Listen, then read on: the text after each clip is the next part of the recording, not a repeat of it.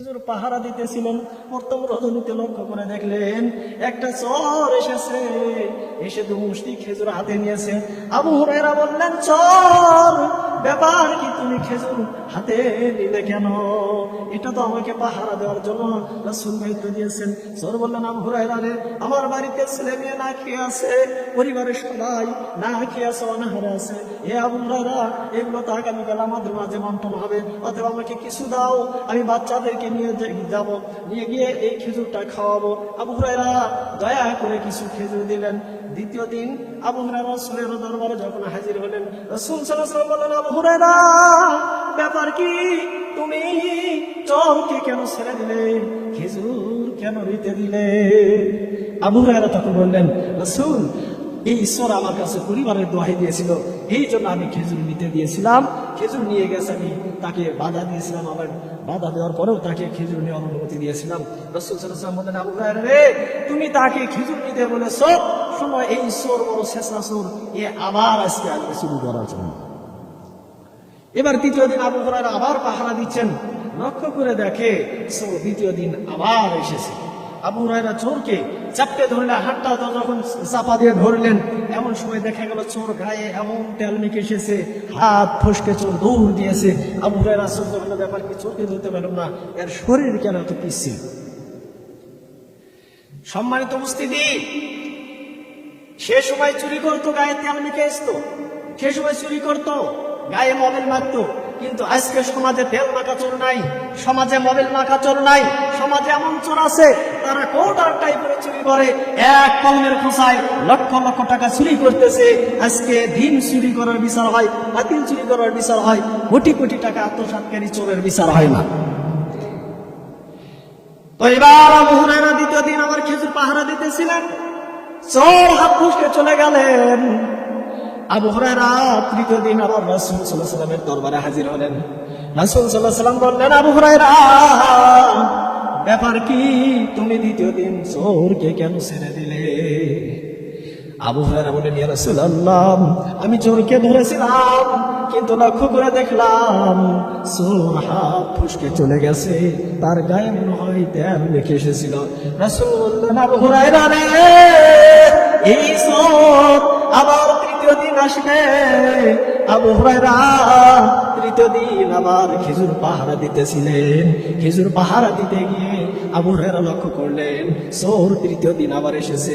রাসূল সাল্লাল্লাহু আলাইহি ওয়াসাল্লাম তখন আবু হুরায়রাকে বলেছিলেন, ও আবু হুরায়রা, তুমি চোরকে আটকানোর ব্যবস্থা করো, চোর আবার আসবে। আবু হুরায়রা তৃতীয় দিন, সেই দিন চোরকে ধরার জন্য কিছু রশি সঙ্গে নিয়েছিলেন। চোর আসার সঙ্গে সঙ্গে রশি দ্বারা বেঁধেছিলেন।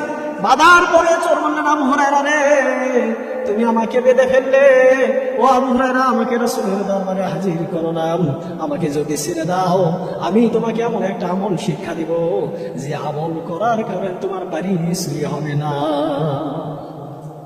চোর বলতেছে, আবু হুরায়রা, আমি তোমাকে এমন একটা শিক্ষা দিব, যে আমলটা তুমি করলে তোমার বাড়ি চুরি হবে না। আবু হুরায়রা বলতেছে, চোর, তুমি বলো কি এমন আমল আছে? তখন বলে আবু হুরায়রা, বলবো, ঠিক আছে, আগে আমাকে ছেড়ে দাও। আবু হুরায়রা সঙ্গে সঙ্গে চোরকে ছেড়ে দিলেন। চোরকে ছেড়ে দেওয়ার সঙ্গে সঙ্গে চোর যায় আর বলে, আবু হুরায়রা, কুরআনুল কারীমের ভিতরে এমন একটা সূরা আছে, পুরো কুরআন 30 পারা, আর একটা সূরাই নিয়েছে 2.5 পারা। আলহামদুলিল্লাহ, এই সর্ববৃহৎ সূরা, এত বড় সূরা, সূরার নাম সূরাতুল বাকারা। ও গায়বান্দাবাসী, আপনাদেরকে বলেছিলাম আপনাদের জেলার নামে একটা সূরা কোরআনে আছে, এই সূরার মধ্যে এমন আছে। এই সূরাতুল বাকারা হলো গায়বান্ধা জেলার নামে। বাকারা মানে গাবি, গাবি মানে গাই, গায়ের সাথে গায়বান্ধার মিল আছে। এই জন্য আমি বলেছিলাম গায়বান্ধা জেলার নামে একটা সূরা দিয়েছে। আলহামদুলিল্লাহ, এই আয়াতের আমল যদি কেউ করে, রাসূল বললেন সূরাতুল বাকারার ভিতরে একটা আয়াত আছে যার নাম আয়াতুল কুরসি। কেউ যদি রাত্রিবেলা আয়াতুল কুরসি পড়ে ঘুমায়, রাসূল বললেন রহমতের 70,000 ফেরেশতা তার বাড়ি পাহারা দেয়। ওই বাড়ি চুরি ডাকাতি হবে না। শুধু তাই নয়, এর পাশাপাশি রাসূল সাল্লাল্লাহু আলাইহি ওয়াসাল্লাম আরো কিছু আমলের কথা বলেছেন। কেউ যদি সূরা নাস, সূরা ফালাক করে ঘুমায়, সূরা ইখলাস করে ঘুমায়, ওই ব্যক্তিটা সারা রাত সকল অনীহা থেকে হেফাজত থাকবে। রাসূল সাল্লাল্লাহু আলাইহি ওয়াসাল্লাম বললেন আরো কিছু আমল আছে, ঘুমানোর সময় দুরূদ ইব্রাহিম পড়তে হবে, সূরা নাস ফালাক করতে হবে, আরো কিছু আমল করতে হবে। আমরা কিসের আমল করব? আমরা এমন মানুষ হয়ে গেছি, আমাদের সমাজের মানুষ এমন হয়ে গেছে, রাত্রিবেলা কিসের ঘুমানোর দোয়া পড়বে, কিসের সূরা নাস ফালাক করবে, কিসের আয়াতুল কুরসি পড়বে। দেখা যায় অনেকে ওযু না করে শুয়ে পড়ে, সালাত তো একেবারেই নাই। এখন অনেকে ভাবছে যে হুজুর খালি আয়াতুল কুরসি তেলাওয়াতের কথা বললেন। এক মাহফিলে বলেছিলাম কেউ যদি সুবহানাল্লাহ পড়ে, সুবহানাল্লাহ একবার পড়ার কারণে রাসূল সাল্লাল্লাহু আলাইহি ওয়াসাল্লাম বলেছেন তার জন্য জান্নাতে একটা খেজুর বৃক্ষ নির্মাণ হয়ে যায়। তখন ওই ব্যক্তি বলেছিল, একজন ব্যক্তি দাঁড়িয়ে বলতেছে হুজুর আয়াত একবার যদি সুবহানাল্লাহ পড়ি, একবার সুবহানাল্লাহ পড়লে জান্নাতে খেজুর বৃক্ষ নির্মাণ হয়, তো সালাত আদায় করে কি করবো? খালি সুবহানাল্লাহ। আসলে ঘটনা কি এমন? 5 ওয়াক্ত সালাত আগে আদায় করতে হবে, তারপরে সুবহানাল্লাহ, আলহামদুলিল্লাহ, আয়াতুল কুরসির ফজিলত খুঁজতে হবে। একটা উদাহরণ দেই, গাইবান্ধা জেলার মানুষ, আপনারা শোনেন, আপনাদের গাইবান্ধা জেলাতে কি মাছ বিক্রি করে না? জেলে বা বেজে, এই জেলে বেজে গ্রামগঞ্জে মাছ বিক্রি করার জন্য যায়। তো মাছ বিক্রি করতে গিয়ে একজন জেলে মাছ বিক্রি করতে গিয়ে সে মেজেটা বা সেই জেলেটা এত ভালো, তার মনটা এত ভালো, সে ভাগার থেকে ফাও বেশি দেয়। ভাগার থেকে ফাও বেশি দেয়। ফাও বেশি মানে ভাগা যা দেয় তার থেকে ফাও আরো ডবল দেয়। এখন এক মহিলা তার স্বামীকে বললেন, ও স্বামী, এই যে ভাগার থেকে ফাও বেশি দেয়, যান তো 20 টাকা দিল, একটা বাংলো দিল, দিয়ে বললো স্বামী গো যান ওই জেলের কাছে যান, যা দেখেন ও ভাগের থেকে ফাও বেশি দেয়। এ এখন গিয়ে বলতেছে, হ্যাঁ জেলে, তোমার অনেক প্রশংসা শুনলাম, তুমি ভাগের থেকে ফাও বেশি দাও, একটু ফাও দাও তো দেখি। তখন জেলে দেখলো প্রশংসা যখন এত বেশি হলো, ও করছে কি, ফাও ডবল দিছে, এমন ডবল দিছে ভাগের থেকে বেশি হয়েছে। এখন এই ব্যক্তিটা ফাওটা নিয়ে চিন্তা করতেছে, আরে আমি যে ফাও পাইছি এ কি হলে 3 দিন যাবে, আমি ভাগের কি দরকার আছে? ও ফাও নিয়ে যাচ্ছে, পেছন দিকে জেলে ডাকতেছে, ও ভাই তুমি ফাও নিয়ে কেন যাচ্ছ? তখন বলে যে ভাই যে ফাও পাইছি এ কি হলে 3 দিন চলবে, তো আপনার ভাগ দিয়ে কি করবো? তখন জেলে বলতেছে, ভাই ও ভাই তুমি ফাও নিয়ে যাচ্ছ, তুমি চলে ফাও আরো 4টে দিব, ভাগ সারা ফাও নাই। এই জন্য রাসূল বললেন 5 ওয়াক্ত সালাত আদায় করতে হবে। যে ব্যক্তি 5 ওয়াক্ত সালাত আদায় করে না, এর জন্য সুবহানাল্লাহর ফজিলত নাই, এর জন্য আয়াতুল কুরসির ফজিলত নাই। ও সম্মানিত মুস্তাহিদি, আপনাদেরকে কি বলবো, আজকে আমাদের ঈমান বড় দুর্বল হয়ে গেছে, আজকে আমাদের ঈমান বড় দুর্বল হয়ে গেছে। আয়াতুল কুরসির আলোচনা এই যে বললাম, আপনার বাড়ি চুরি হবে না, ডাকাতি হবে না, 70,000 রহমতের ফেরেশতা পাহারা দেবে। এর সঙ্গে সূরা নাস, সূরা ফালাক করে ঘুমাবেন, এর সঙ্গে সূরা নাস, সূরা ফালাক করে ঘুমাবেন। সূরা নাস ফালাকের তাৎপর্য কি? রাসূল সাল্লাল্লাহু আলাইহি ওয়াসাল্লাম তিনি এত সুন্দর চেহারার মানুষ ছিলেন, তার চেহারা এত সুন্দর ছিল, কি বলবো আপনাদেরকে, এত সুন্দর চেহারার মানুষ ছিলেন। রাসূল সাল্লাল্লাহু আলাইহি ওয়াসাল্লামের স্ত্রী তিনি বলতেন, হে মদিনার নারীরা শোনো, ইউসুফ আলাইহিস সালামকে দেখে মিশরের নারীরা তারা ফল কাটতে গিয়ে হাতের আঙ্গুর কেটেছিল, আর আমার রাসূলকে কেউ যদি একবার দেখে সে নিজের কলিজা কেটে ফেলবে, এত সুন্দর চেহারার মানুষ রাসূল সাল্লাল্লাহু আলাইহি ওয়াসাল্লাম। তো সেই চেহারার, এত সুন্দর চেহারার মানুষ, তার চেহারা কি বর্ণনা দিব? হযরত আনাস রাদিয়াল্লাহু তাআলা আনহু একদিন রাসূল সাল্লাল্লাহু আলাইহি ওয়াসাল্লামকে সঙ্গে করে নিয়ে বাড়িতে গেলেন। বাড়িতে গিয়ে তার মাকে ডাক দিলেন, মা লক্ষ্য করে দেখো কাকে নিয়ে এসেছি। আনাসের মা বললেন, বাবা আনাস উঁচু আসনে বসতে দাও। তখন উঁচু আসনে বসতে দিল। আনাসের মা তিনি বাড়ির ভিতর থেকে রাসূলের সামনে আসলেন। রাসূল সাল্লাল্লাহু আলাইহি ওয়াসাল্লামের সামনে এসে লক্ষ্য করে দেখলেন এত সুন্দর চেহারার মানুষ, তার চেহারা এত সুন্দর। আনাসের মা একবার আকাশের দিকে তাকায়, আরেকবার রাসূল সাল্লাল্লাহু আলাইহি ওয়াসাল্লামের চেহারার দিকে তাকায়। আনাস বললেন, মা ব্যাপার কি বুঝলাম না, একবার রাসূল সাল্লাল্লাহু আলাইহি ওয়াসাল্লামের চেহারার দিকে তাকান, আরেকবার আকাশের দিকে তাকান, ব্যাপার কি কিছু তো বুঝলাম না। তখন আনাসের মা বললেন, হে আনাস, এমন একজন ব্যক্তিকে আমার বাড়িতে নিয়ে এসেছো।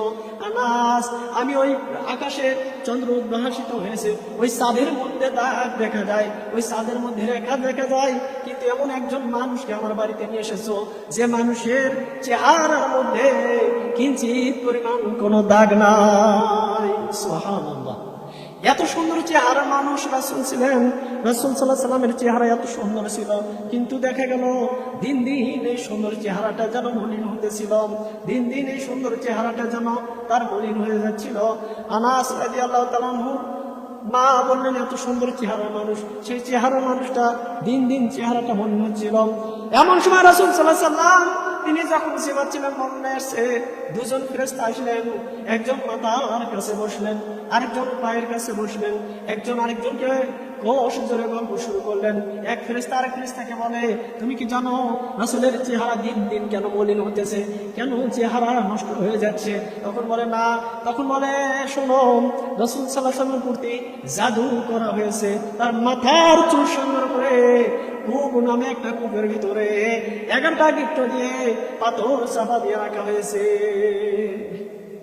এই যে ফেরেশতারা বলাবলি করতে লাগলেন, এই যে কূপ নামে কূপের ভিতরে পাথর চাপা দিয়ে রাখা হলো, তখন রাসূল সাল্লাল্লাহু আলাইহি ওয়াসাল্লাম ঘুম থেকে গেলেন, সাহাবীদেরকে ডাকলেন, ও সাহাবীরা, আমি স্বপ্নে দেখলাম আমার প্রতি জাদু করা হয়েছে, এই ঘটনা, পাথর চাপা দিয়ে আমার চুল রাখা হয়েছে, এটা কে তুলবে?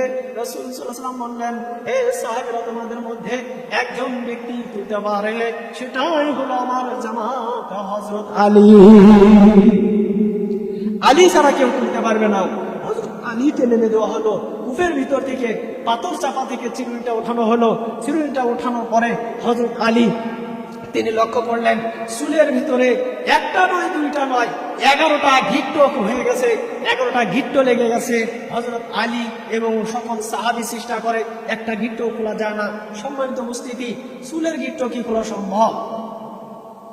এত চেষ্টা করে খুলতে পারে না। এমন সময় জিবরাইল আমিন ফেরেশতা এসে বলতেছে, ও আল্লাহর নবী, আপনি আপনার সাহাবীদেরকে বলেন যেভাবে চুলের গিট্ট খোলার জন্য চেষ্টা করতেছে, কিয়ামত পর্যন্ত যদি চেষ্টা করে একটা গিট্ট খোলা সম্ভব নয়। তখন রাসূল সাল্লাল্লাহু আলাইহি ওয়াসাল্লাম বললেন, হে জিবরাইল, বলো বলো এই গিট্ট খোলার উপায়টা কি? তখন জিবরাইল আমিন বললেন, ইয়া রাসূলুল্লাহ, ইয়া হাবিবাল্লাহ, নবী গো, আপনার প্রতি দুটো সূরা নাযিল হয়েছে। কুরআনুল কারীমের মধ্যে দুটো সূরা আপনার প্রতি নাযিল হয়েছে। একটা সূরার নাম সূরা ফালাক, আরেকটা সূরার নাম সূরা নাস। এই সূরা ফালাক আর সূরা নাসের ভিতরে 11টা আয়াত আছে। চুলের গিট্ট 11টা, আয়াত 11টা। রাসূল সাল্লাল্লাহু আলাইহি ওয়াসাল্লামকে বললেন, ও আল্লাহর নবী, আপনি একটা করে গিট্টতে ফু দেন, একটা করে আয়াত করেন, একটা করে গিট্টতে ফু দেন, একটা করে গিট্ট খুলে যাবে। এইভাবে সাহাবীরা দেখে গেল, একটা করে আয়াত পড়ে, একটা করে গিট্টতে ফু দেয়, একটা করে গিট্ট খুলে যায়। 11টা আয়াত পড়া শেষ, 11টা গিট্ট খুলে গেল। 11টা গিট্ট খোলা শেষ। রাসূল সাল্লাল্লাহু আলাইহি ওয়াসাল্লাম তারপরে দিন দিন সুস্থ হলেন। এই জন্য বলে সূরা নাস, সূরা ফালাক, সূরা ফালাক, সূরা নাস, আয়াতুল কুরসি করে ঘুমাবেন, দুরূদ ইব্রাহিম করে ঘুমাবেন। এইভাবে আমলগুলো করবেন, দেখা যাবে রাসূল সাল্লাল্লাহু আলাইহি ওয়াসাল্লাম তিনি যখন শুয়ে যেতেন, ঘুমানোর সময় তিনি হাতের মুষ্টির মধ্যে কি যেন 7 বার করে করে ফু দিতেন, আর মাথা থেকে পায়ের তালু পর্যন্ত একটা করে মুসুনি দিতেন। আম্মা জানা আয়েশা রাদিয়াল্লাহু তাআলা আনহা বললেন, ইয়া রাসূলুল্লাহ, ব্যাপার কি, আপনি কি করেন আর কি কেন হাতের মুষ্টির মধ্যে ফু দেন, মাথা থেকে পায়ের তালু পর্যন্ত একটা করে মুসুনি দেন? তখন রাসূল সাল্লাল্লাহু আলাইহি ওয়াসাল্লাম বললেন, আয়েশা, আমি আর কিছু করি না, আমার প্রতি দুটো সূরা নাযিল হয়েছে, একটার নাম সূরা ফালাক, আরেকটা সূরার নাম সূরা নাস। দুটো সূরা আমি 7 বার করে হাতের মুষ্টির মধ্যে পড়ে ফু দেই, আর আমি মাথা থেকে পায়ের তালু পর্যন্ত একটা করে মুসুনি দেই। কেন দিই জানো? রাত্রিবেলা অনেক অনীহা, বাতাসের মধ্যে অনেক নিয়ে অনীহা চলাফেরা করে, অনেক জাদুটুনা মানুষ আমার ক্ষতি করতে পারে, এই জন্য আমি রাসূল করে ফু দেই। এই আমলটা করার কারণে আমার কোনো ক্ষতি, কোনো জাদুটুনা, কোনো অনীহা করতে পারবে না। বলেন সুবহানাল্লাহ।